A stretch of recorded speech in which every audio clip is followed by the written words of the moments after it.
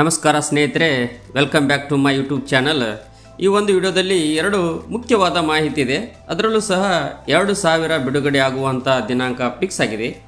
ಯಾವ 2,000 ನಿಮ್ಮ ಖಾತೆಗೆ ಜಮಾ ಆಗ್ತಾ ಇದೆ ಅಂತ, ಯಾವ ದಿನಾಂಕಕ್ಕೆ ಜಮಾ ಆಗ್ತಾ ಇದೆ ಅಂತ ಹೇಳಿ ತಿಳಿಸ್ಕೊಡ್ತಾ ಇದ್ದೀನಿ. ಇದರ ಜೊತೆಯಲ್ಲಿ ಸಾಕಷ್ಟು ಜನ ಗೃಹಲಕ್ಷ್ಮಿ ಅರ್ಜಿ ಸ್ಟೇಟಸನ್ನು ಹೇಗೆ ಚೆಕ್ ಮಾಡೋದು ಅಂತ ಕೇಳ್ತಾ ಇದ್ರಿ.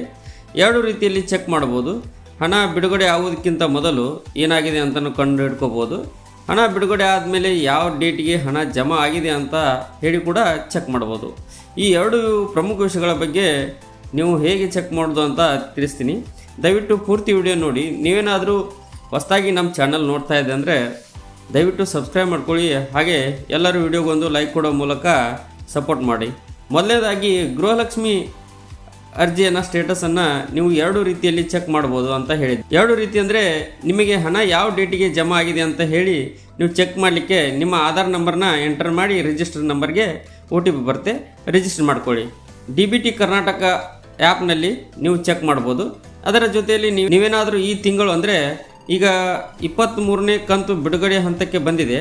ಈಗ ಅದರ ಸ್ಟೇಟಸನ್ನು ಏನಾಗಿದೆ ಅಂತ ಹೇಳಿ ನೀವು ಆಲ್ರೆಡಿ ನಿಮ್ಮ ಹತ್ತಿರದ ಗ್ರಾಮೋನ್ ಬೆಂಗಳೂರು ಕರ್ನಾಟಕ ಯಾವುದೇ ನಾಗರಿಕ ಸೇವಾ ಕೇಂದ್ರಕ್ಕೆ ಹೋಗಿ ನಿಮ್ಮ ರೇಷನ್ ಕಾರ್ಡ್ ನಂಬರ್ ಕೊಟ್ಟರೆ ಸಾಕು, ನಿಮ್ಮ ಅರ್ಜಿ ಸ್ಟೇಟಸನ್ನು ಅವರು ಚೆಕ್ ಮಾಡಬಹುದು. ಇನ್ನು ಇನ್ ಕೇಸ್ ನಿಮಗೇನಾದರೂ ಬಾಕಿ ಕಂತು ಬಂದಿಲ್ಲ, ನಿಮಗೆ 18ನೇ ಮತ್ತು 19ನೇ ಕಂತು ಮತ್ತು 20ನೇ ಕಂತು ಬಂದಿಲ್ಲ ಅಂದರೆ ನಿಮ್ಮ ಅರ್ಜಿ ಸ್ಟೇಟಸನ್ನು ನೀವು ಚೆಕ್ ಮಾಡಿಸಿ ಕಮೆಂಟ್ ಮಾಡೋ ಮೂಲಕ ತಿಳಿಸಿ, ಓಕೆನಾ. ಇನ್ ಕೇಸ್ ಏನಾದರೂ ಪುಷ್ಟು DBT ಇತ್ತು ಅಂದರೆ ವೇಟ್ ಮಾಡಿ, ಖಂಡಿತವಾಗಲೂ ನಿಮಗೆ ಬಾಕಿ ಕಂತು ಕೂಡ ಜಮಾ ಆಗುತ್ತೆ ಅಂತಲೇ ಹೇಳ್ಬೋದು. ನೀವು 2,000 ಬರುವಂಥ ದಿನಾಂಕ ಫಿಕ್ಸ್ ಆಯಿತು.